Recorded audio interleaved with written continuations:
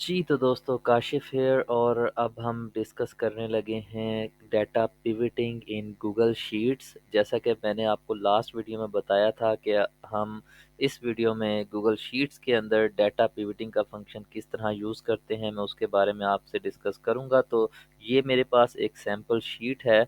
Simply आपको क्या करना है कि आपको इन तमाम बॉक्सेस को सिलेक्ट करना है, ठीक है, जिनमें आपका डाटा मौजूद है और जिसको आप एनालाइज़ करना चाहते हैं। और आपको जाना है इंसर्ट के बटन पर, ठीक है। इंसर्ट पर जब आप करेंगे तो यहाँ पर ये आप पिवट टेबल देख सकते हैं, इस पे आपको क्लिक करना है and then it is again asking same thing जैसा कि गूगल माइक्रोसॉफ्ट एक्सेल में हमने देखा था कि आप इसको न्यू शीट में करना चाह रहे हैं या एग्जिस्टिंग में, तो हम इसको न्यू शीट में ही ले जाएंगे। तो जैसे ही देखें आप यहाँ पर लेकर आते हैं तो जनाब ये आपको कुछ यहाँ पर सजेस्टेड ऑप्शंस दे रहा है। इसमें जो एक यूनिक एज इसको हासिल है वो ये है कि वहाँ पर आपको इस तरह रिकमेंडेशन बहुत ज़्यादा नहीं मिलती, जबकि गूगल शीट में आपको वो रिकमेंडेड जो है ऑप्शंस भी देता है कि क्या आप ऐसा करना चाह रहे हैं। तो अब हम बात करने लगे हैं सेम उसी तरीके की। देखें ये इस साइड पर आपके पास ये तमाम मेन जो हेडिंग्स हैं आईडी, डेट, रीजन, सिटी, ये सारी आपके पास आ रही हैं। तो रोज़ में हम क्या ऐड करते हैं, यहाँ पर एक चीज़ आपकी आसानी के लिए आप ये जगह ये टेबल देख सकते हैं कि ऑलरेडी उसने दिया हुआ है कि रोज़ जो हैं, जो आप रोज़ के लिए सिलेक्ट करेंगे वो इस तरह वर्टिकली आएगा और जो चीज़ आप कॉलम में सिलेक्ट करेंगे वो आपकी इस तरीके से हॉरिजेंटली प्रेजेंटेशन उसकी होगी और वैल्यूज़ वो तमाम चीज़ें होंगी जो कि इस एरिया में आपको नज़र आएंगी।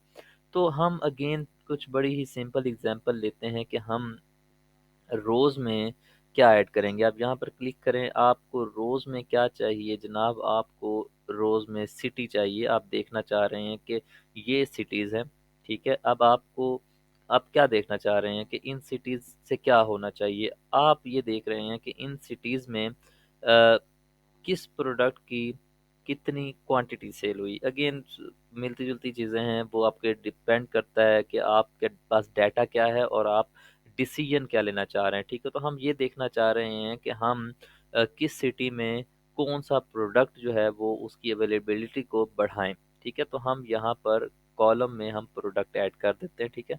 अब ये जनाब आपको सिटीज़ आ गई, ये आपके पास इस हॉरिज़ॉन्टली व्यू में आपके पास प्रोडक्ट्स आ गए। अब आपने ये देखना है कि जो वैल्यूज़ इसमें आप क्या देखना चाह रहे हैं कि किस प्रोडक्ट की कितनी सेल हुई। तो यहाँ पर आप सिंपल क्वांटिटी को क्लिक करेंगे तो आप ये देखें कि आपके पास उसने एक्सेल ने ऑटोमेटिकली ये दे दिया कि किस सिटी में किस प्रोडक्ट की कितनी सेल हुई। तो बोस्टन में जनाब आप देखें 880 प्रोडक्ट एरो रूट हुए, ठीक है। और इस तरह सबसे ज़्यादा कहाँ हुए, 929 न्यूयॉर्क। तो न्यूयॉर्क में अब आपको पता है लग गया कि आपने न्यूयॉर्क में अपने इस प्रोडक्ट को ज़्यादा लगाना है। इस तरीके से बनाना अगर आप देखें तो आपके किसी भी सिटी में उसकी कोई सेल नहीं हुई, सिर्फ बोस्टन में हुआ। तो जिससे आपको बड़ा ही क्लियर आइडिया मिलता है कि आपको बनाना की सेल इन एरियाज़ में करने से कोई फ़ायदा नहीं होने वाला। ठीक? तो इसी तरीके से जनाब ये बड़ा ही एक सिंपल मेथड है। आप मज़ीद कुछ करना चाह रहे हैं इस पर एडिट करें, ठीक है। अच्छा, अब इसको आप यहाँ से सिंपली रिमूव कर दें अगर आपको ये डाटा नहीं चाहिए और अगेन आप अपने ही तरीके से आप रो में अगेन आप रीजन उठा लें, ठीक है, ईस्ट एंड वेस्ट आ जाता है। कॉलम्स में आप बेसिकली किसी कोई भी प्रोडक्ट डाल सकते हैं या कैटेगरी डालें, तो आप इसमें प्रोडक्ट डालें, ठीक है। और वैल्यूज़ अब आप देखना चाह रहे हैं, वैल्यूज़ हमेशा न्यूमेरिकल फॉर्म में जो भी चीज़ होगी आपकी कॉलम में आप क्यों नहीं डाल सकते, क्योंकि न्यूमेरिकल फॉर्म में आपकी जो भी चीज़ होगी, जो डाटा होगा वो आपका बेसिकली वैल्यूज़ में जाएगा, ठीक है। तो वैल्यूज़ में आप देखें हम कैटेगरी शायद नहीं डाल सकते, इस तरह हम डेट और आईडी ये चीज़ें नहीं डाल सकते। वैल्यूज़ में हम या क्वांटिटी डालेंगे या यूनिट प्राइस डालेंगे या टोटल प्राइस डालेंगे। तो हम जनाब वैल्यूज़ में क्वांटिटी डालते हैं, ठीक है। ये ईस्ट और वेस्ट के लिहाज से अब हमें बता रहा है। अब हम इसमें मज़ीद वैल्यू में टोटल प्राइस भी डालते हैं। तो ये देखें कि आपके पास उसने टेबल को उसी तरीके से करके दे दिया है। Sum of quantity, sum of price, ये एरो रूट की बात हो रही है यहाँ पर। ये देखें कि ईस्ट में इतना और वेस्ट में इतनी उसकी सेल हुई है। इसको वापस हम लेकर आते हैं। सम ऑफ क्वांटिटी, ये देखें जी पोटैटो चिप्स की जो सेल है ये टोटल प्राइस है पोटैटो चिप्स की, ठीक है। टोटल प्राइस इतनी है और ये सेल है।